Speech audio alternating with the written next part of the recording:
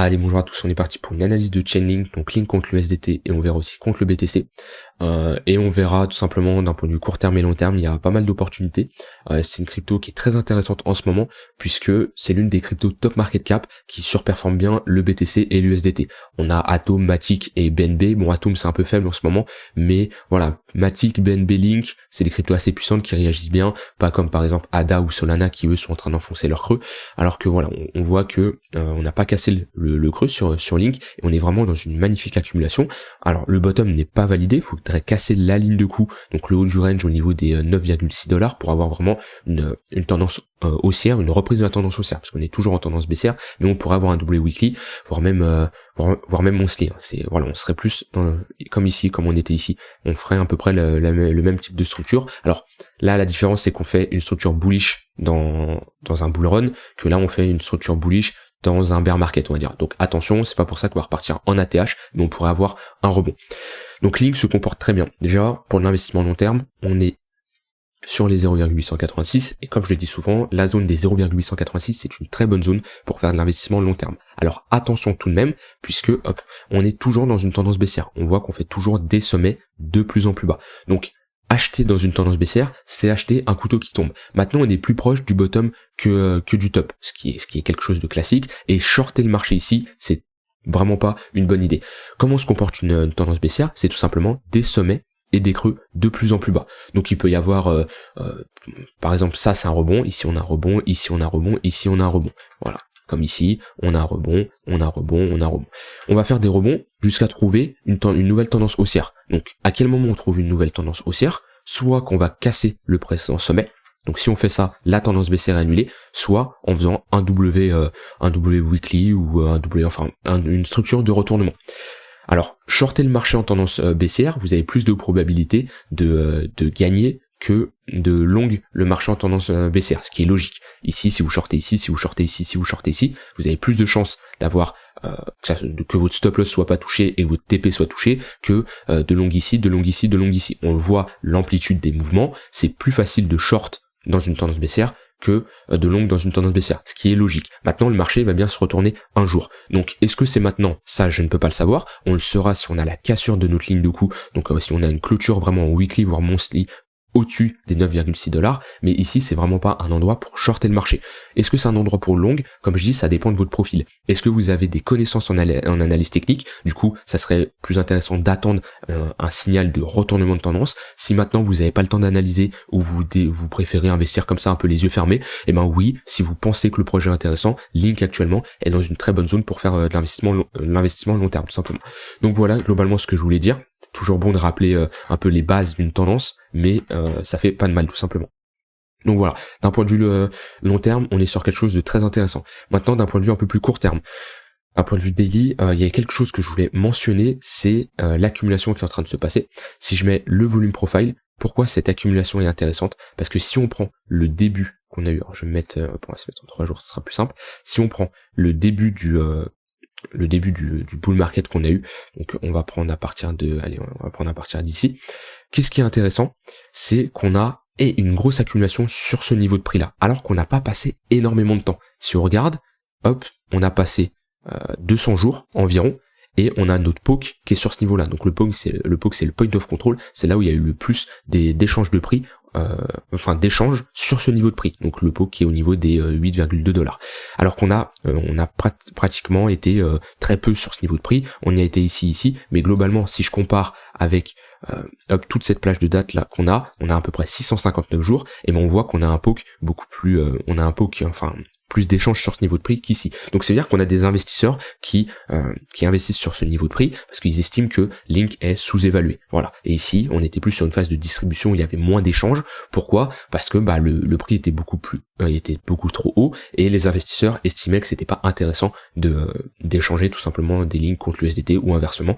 Donc voilà, là on revient vraiment sur des niveaux intéressants. Et même si je resserre, donc là le volume profile à droite il s'adapte en fonction de la charte que je monte à l'écran. Mais si par exemple je prends juste ce niveau de prix ici, on voit qu'on a vraiment un POC qui est bien évolué, et si je resserre, on va remettre ça comme ça, si je prends ici à ici, on voit qu'on a 500 jours. Donc on a plus de 2 fois le nombre de jours dans cette période-là, et on a eu beaucoup moins de volume échangé que dans cette période-là. Donc ce qui veut dire qu'ici on a vraiment un gros intérêt sur Link. Et ça c'est intéressant. On remarque ici, on a une zone d'imbalance. Allez ici, hop. Donc une zone d'imbalance c'est quoi? C'est tout simplement un déséquilibre du prix. On voit qu'on a un gap dans le volume profile et il y a de fortes probabilités de venir combler ce gap. C'est tout simplement le marché n'aime pas laisser des zones de déséquilibre de marché. Il n'y a pas trop de business qui s'est fait, il n'y a pas trop d'échanges qui s'est fait dans cette zone de prix et il y a de fortes probabilités d'y retourner. Donc ce volume profile, ce poke est très intéressant à mentionner sur Link. Maintenant si je prends vraiment Link sur du très long terme, le poke je pense il va être beaucoup plus bas. Ouais, on va avoir un poke qui va être beaucoup plus bas au niveau des 3,5 $ environ. Donc c'est sur cette grosse accumulation où il y a énormément d'investisseurs qui sont placés tout simplement. Donc voilà, d'un point de vue long terme, on est vraiment dans une zone de prix très intéressante qui est bien défendue par les acheteurs. Maintenant, on va aller voir sur une unité de temps un peu plus court terme. Hop, on va supprimer tout ça, on va se mettre en daily. Donc on est dans un range, hein, le range est clairement visible là-dessus, on est dans un range daily, voire même 3 jours. Hein.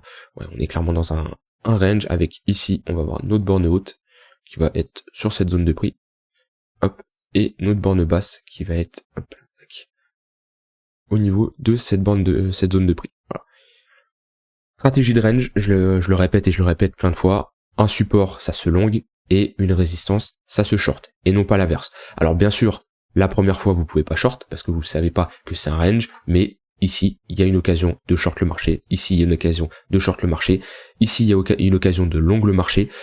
Et ici, il y a une occasion de long le marché. Voilà. Alors, bien sûr, la stratégie de range, un jour, ça va casser vers le haut ou vers le bas. On ne sait pas quand, mais c'est sûr que ça va se passer un jour. Vous aurez un stop loss qui sera déclenché. Très important de mettre un stop loss. Donc, vous aurez un trade perdant, mais là, vous avez un trade gagnant. Là, vous avez un trade gagnant. Ici aussi. Et ici aussi. Que ça soit du swing trading. Enfin, là, on est plus sur du swing trading. Et en général, à quel moment on prend ses profits?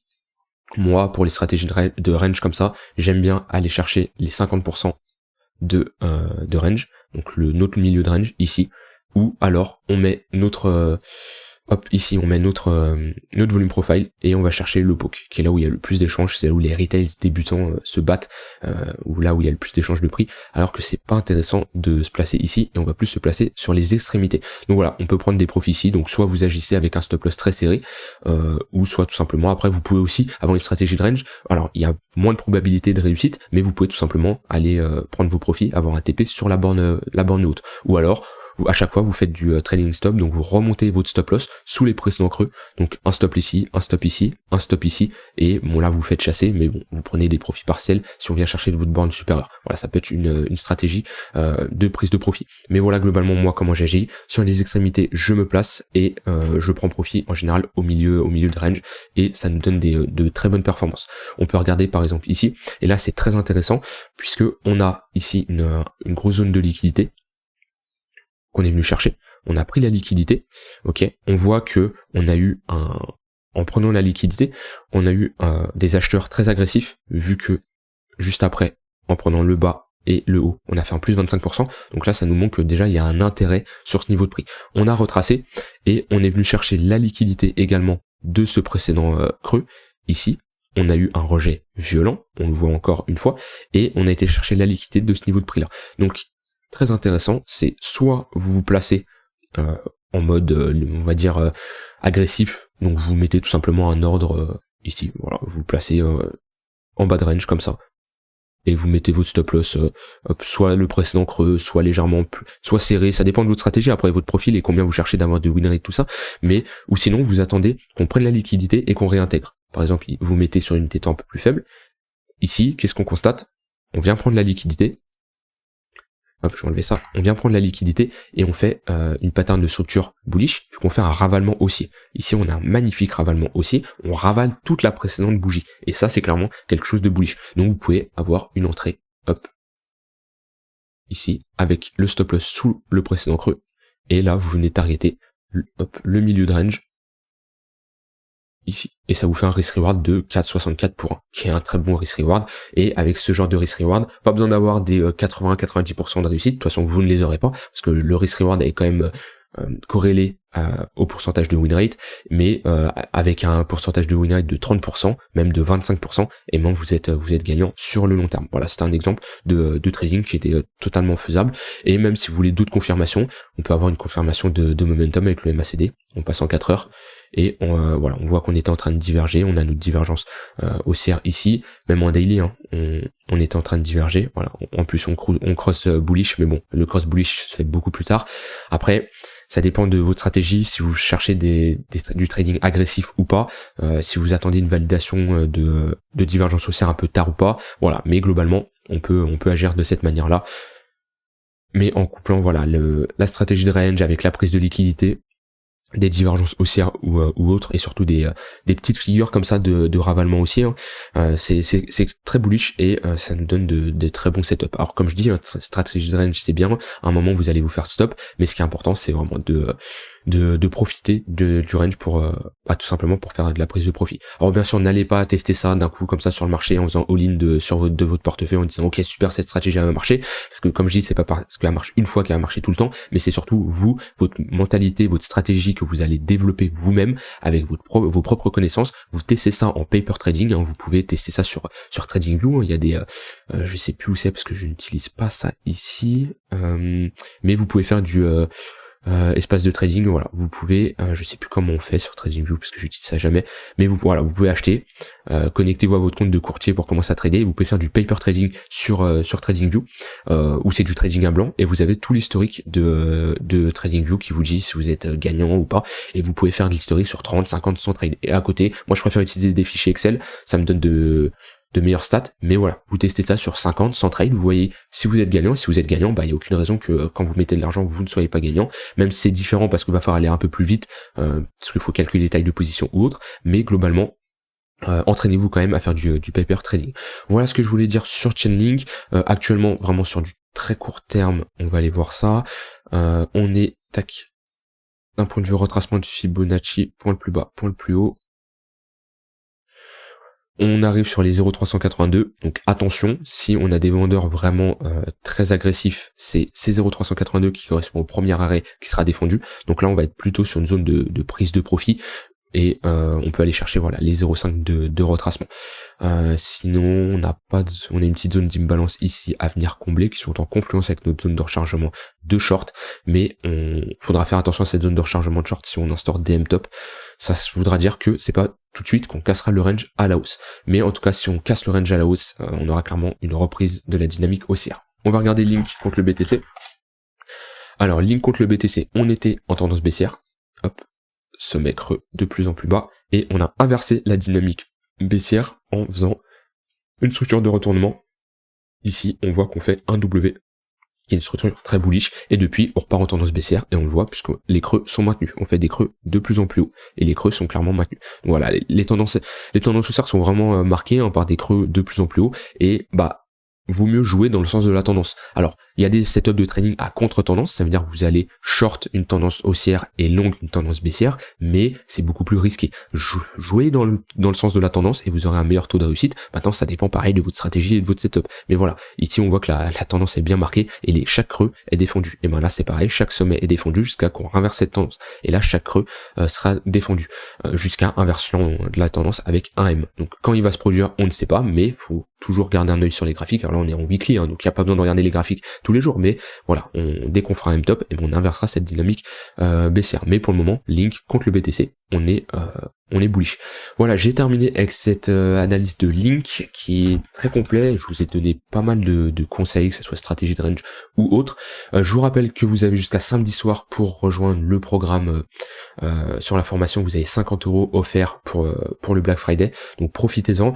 Mes analyses sur YouTube, ils sont assez complètes. Je vous donne pas mal d'astuces. Voilà, il y a vraiment moyen de progresser, mais vous allez être vite limité puisque c'est pas que je dis toujours la même chose, mais je vais vraiment pas rentrer dans des détails très très techniques parce que je sais que j'ai beaucoup de débutants qui me suivent, donc c'est vraiment compliqué aussi, et je peux pas faire des vidéos de 2-3 heures ici.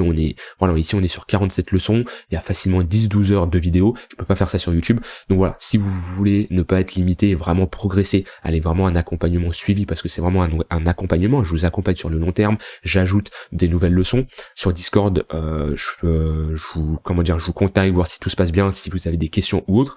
Donc voilà, c'est vraiment un accompagnement. Donc si ça vous intéresse, le lien est en description. Vous avez 50 € offerts pour jusqu'à samedi soir 23h59.